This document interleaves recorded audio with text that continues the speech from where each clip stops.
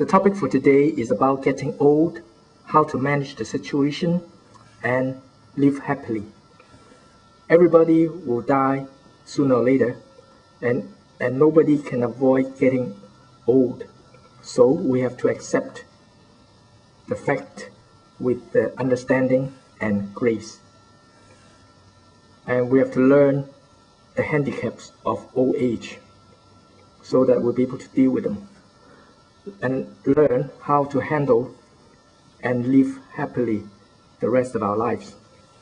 And I want to point out that there is no magic herbs to avoid getting old.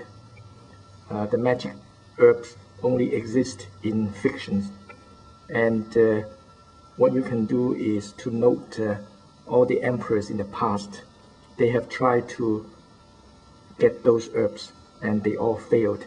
And many of the emperors died when they were young. Now, the handicaps of old age come naturally. It's not your own fault. And it consists of both physical and mental downhill process. It's a slow occurring process. The downhill trend begins after age 50, sooner and faster for some, but not so fast, not so soon for others. And your mind knows about it, but it may not accept it. So that's where the problem arises. If your mind does not accept that you're getting old, you will be less inclined to do something to help yourself. What are the common handicaps of old age? More frequent joint pains. You have less drive and less energy. Your thinking will be slower and your action will be slower too. Your memory is not as good as before. And one thing that everybody notices, you have increasing obstinacy.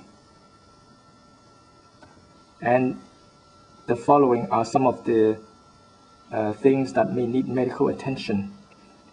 You have high blood pressure, high cholesterol, and maybe diabetic conditions. And the worst thing that will come is the onset of Alzheimer's disease. Alzheimer's is just losing your memory slowly. And when you do that, your memory slowly goes away. You'll be unable to lead an independent life. So this is a very sad situation. Let's try to understand some of the old age behaviors. The cliche that the older you are, the wiser you get is only true up to a certain extent.